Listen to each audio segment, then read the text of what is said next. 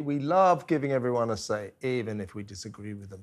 One of those is Dale Vince, donor to the Labour Party and, until recently, Just Stop Oil. Only he now says he thinks their continued disruption is pointless and that we won't be giving them any more cash. I am delighted to say that Dale joins me now.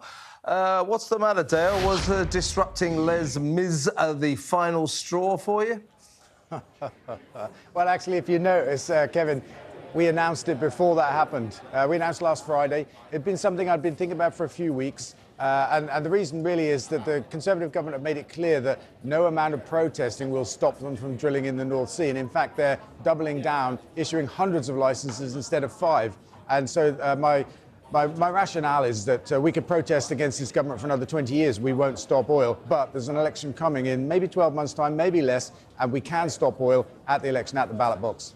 Yeah, that was my reaction to when they invaded the stage last week in the West End, Les Miserables. You know, they've been doing this now, I mean, in various guises.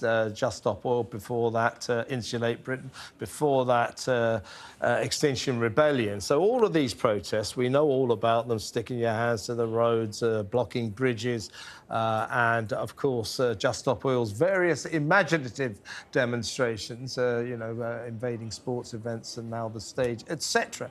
Now, they've been doing this, you know, with monotonous regularity for a couple of years. Is it more? 3 years. And the net result is that 2 weeks ago, the Prime Minister announced a dramatic U-turn on all his green initiatives. So in actual fact, the government is just not paying any attention to these demonstrations at all. They have not worked. I agree with you. There you go, Dale. We've reached that moment of harmony we never expected. I didn't expect that. No. But seriously, I mean, the demonstrations that don't work are pointless, aren't they?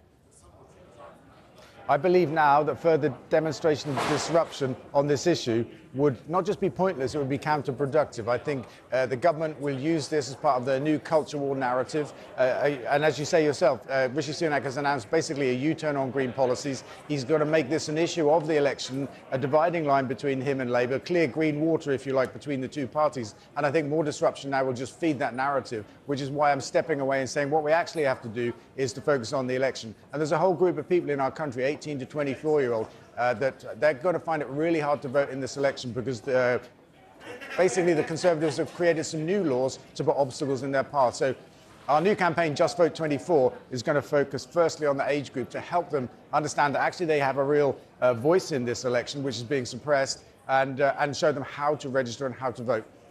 Now, I seem to remember at some point last week trying to get hold of you to see if you'd come on my show to discuss your reaction to the storming of the stage of Les Miserables in the West End.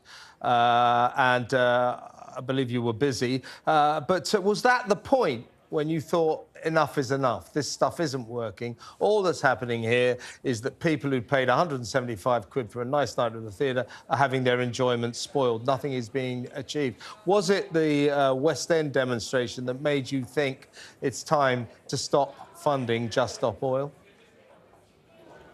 Yeah, I couldn't join you on that question last week. I would have liked to. But look, you asked me this at the beginning of our chat just now, and I said no, because we'd made the announcement before that protest took place and had been thinking about it for a few weeks. It just came after the event, and honestly, I think it reinforced my feeling that there wasn't any point in it.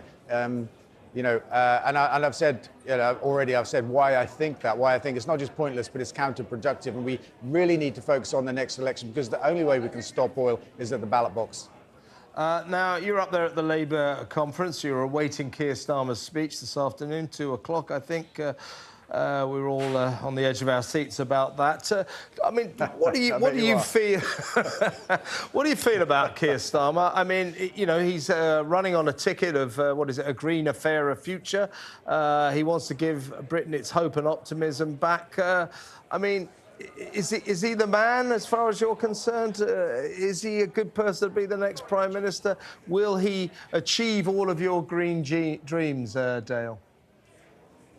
There's a lot of questions in that one. I think Greener, Fairer Future was last year's slogan. This one is getting our country back, or the future of our country back. Look, I believe that Keir Starmer is the right man to lead our country. I think Labour Party are the right party to be in government. They absolutely get the green agenda. And I just want to say this, that the thing that concerns most people in our country is the cost of living crisis. It's caused by fossil fuels and our utter dependence upon them. And the way we solve that is by bringing in the green economy, moving to 100% green energy, and at the same time fighting the climate crisis. It's the answer to all of the problems that we face. Labour gets that. And so, yeah, I believe absolutely we need a Labour win at the next election, and we can change the direction of our country.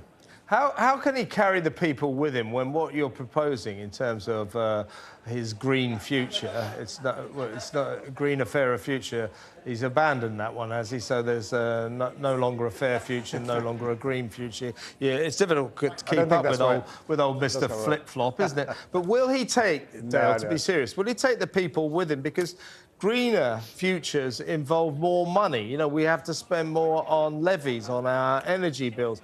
We're told not to drive petrol cars. We're told to be careful about our holidays in Spain, all to save the planet.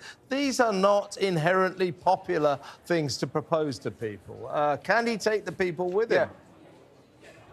Yeah, because this is a false narrative. We're hearing it from Rishi Sunak in the last couple of weeks that we can't afford to make the green transition to green energy, for example, when the truth is we can't afford more fossil fuels. We're just spending, as a country, $4 billion on Rosebank, and we're giving that $4 billion to a Norwegian energy company. All of the profits from that site will go to Norwegian people, not the British people. We'll create 450 jobs for this £4 billion. It's a terrible thing to do. The oil won't even land here. It's going straight to international markets. With the same sum of money spent on green energy, we'd create about 30,000 jobs. And the energy is cheaper than fossil fuels. So it kind of frustrates me a little bit. The message is false to the British people that we can't afford green energy. It's the only kind of energy we can afford. We can get our energy bills on the floor and keep them there if we power ourselves completely with renewable energy. And with the electric car thing, again, it was a false presentation saying he was helping hard-working people.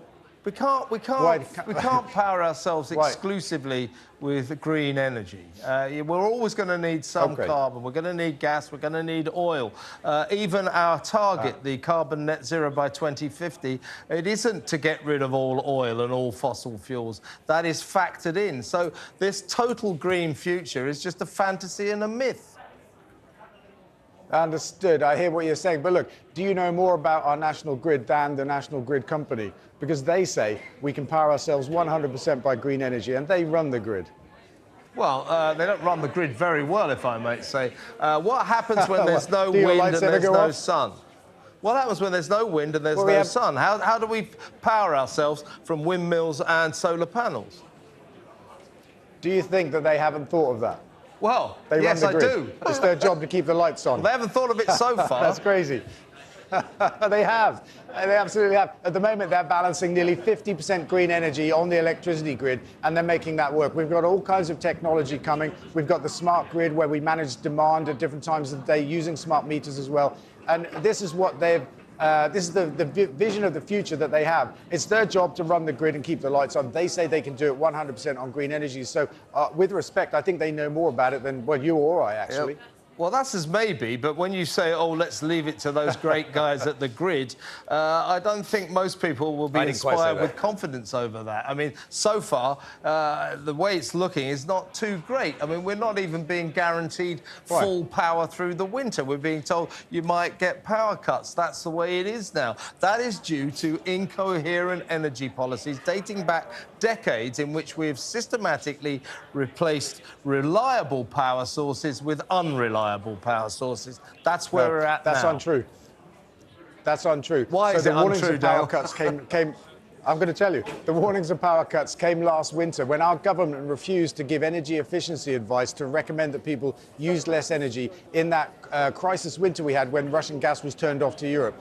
In Europe, they cut their gas consumption by 20% and they had no problems. In the UK, our government said, oh, we're not the nanny state. People can use as much energy as they want, but we might have power cuts, the National Grid said. So that was a failure of government, actually. And when we build renewable energy and replace fossil fuels on the grid, we don't shut those fossil fuel projects down. We reduce their output and the amount of time they're used. And once we've built the 100% green grid, we'll still have the fossil plants if we ever need to use them. We can use them as backup if we need to. So all of this stuff is entirely possible. Honestly, I think that You don't understand it enough, but I'm here to try and help you do that. Well, thank you very much, Dale. Good to have you on board to educate my pleasure. me. But seriously, let's come to the normal point we always come to here, which is the Chinese elephant in the room. All of what you're talking about. Let's give you the benefit of the doubt for a second to just say that all of your green dream comes true.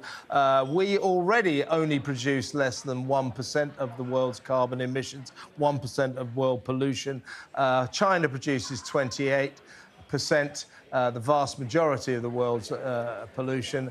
It has 1,100 coal-fueled power stations. It's busy building 300 more. It is prospecting for more coal seams. What is the point of anything we do when nothing we do will make any difference to the global picture? Meanwhile, China, and for that matter, Russia, for that matter, Brazil, India, even America and Australia, belting out loads and loads of carbon emissions. Why are we just virtue signalling when everything we do will make no real difference?